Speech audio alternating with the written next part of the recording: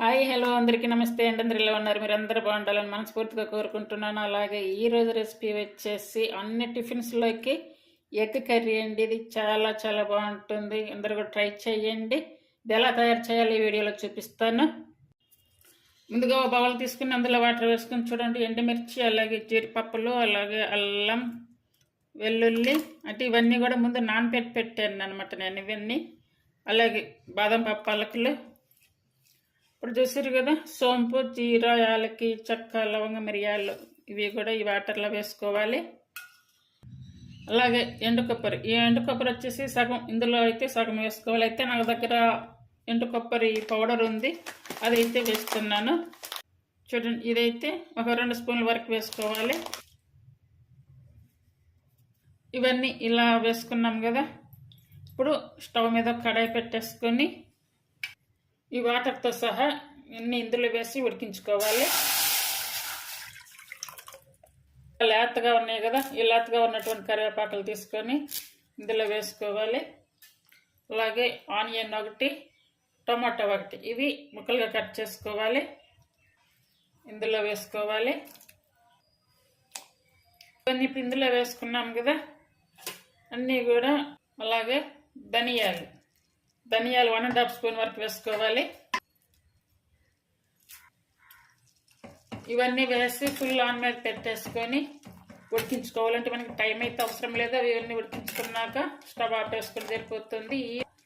అంటే ఇవన్నీ ఉడికే లోపు మిగతా అయితే తయారు చేసుకోవాలి. చూడండి, ఇలా ఉడికాయి కదా. ఇప్పుడు స్టవ్ ఆపేసుకొని వీటిని వాటర్ నుండి సపరేట్ చేసుకొని, చూడండి అన్నీ ఇలా సపరేట్ చేసుకున్నాం కదా. ఈ వాటర్ని పడేయకుండా ఇలానే ఉంచేసుకోవాలి. ఇప్పుడు ఇవన్నీ చల్లారి పెట్టుకోవాలి.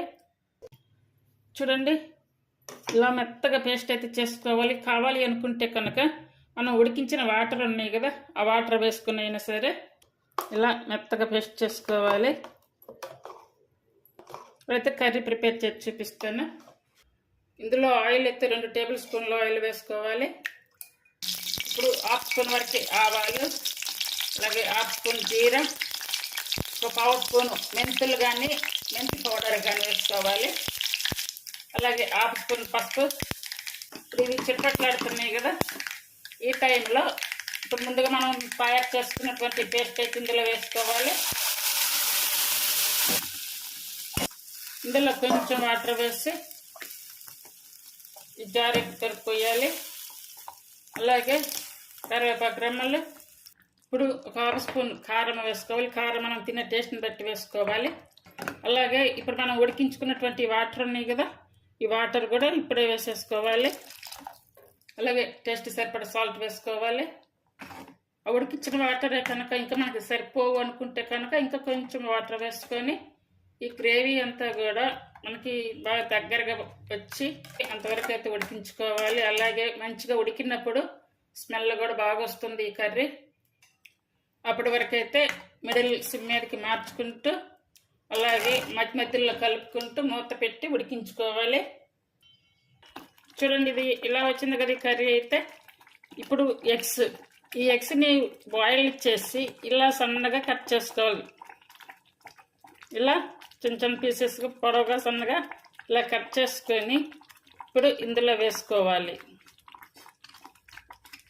ఈ టైప్లో ఈ ఎగ్ కర్రీని తయారు చేయండి, చాలా బాగుంటుంది. ఇది చపాతీ, పుల్కా, రొట్టి, పూరి, రైస్ అన్నిటికీ చాలా చాలా బాగుంటుంది.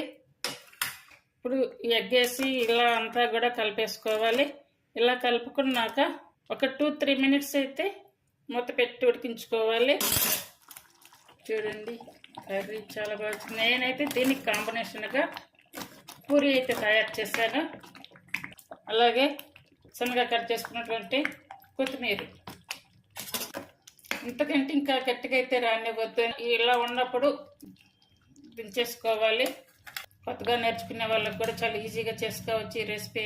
ఎగ్స్ని ఇలా కట్ చేసి చేయండి, కర్రీ చాలా చాలా బాగుంటుంది. చూడండి, ఈ కర్రీ కాంబినేషన్గా నేనైతే ఇప్పుడు పూరి అలాగే దోశ,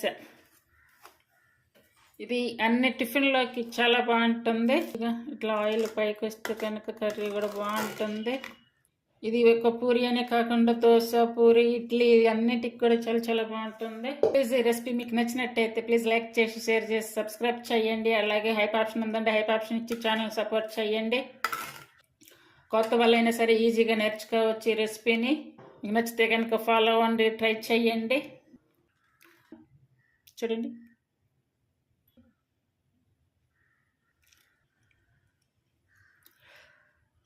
పూరి, ఎగ్ కర్రీ, అలాగే దోశ, ఎగ్ కర్రీ అన్ని టిఫిన్స్లోకి ఎంతో టేస్టీగా ఉంటుంది. చాలా చాలా బాగుంటుంది. అందరూ కూడా ట్రై చేయండి. Thank you for watching.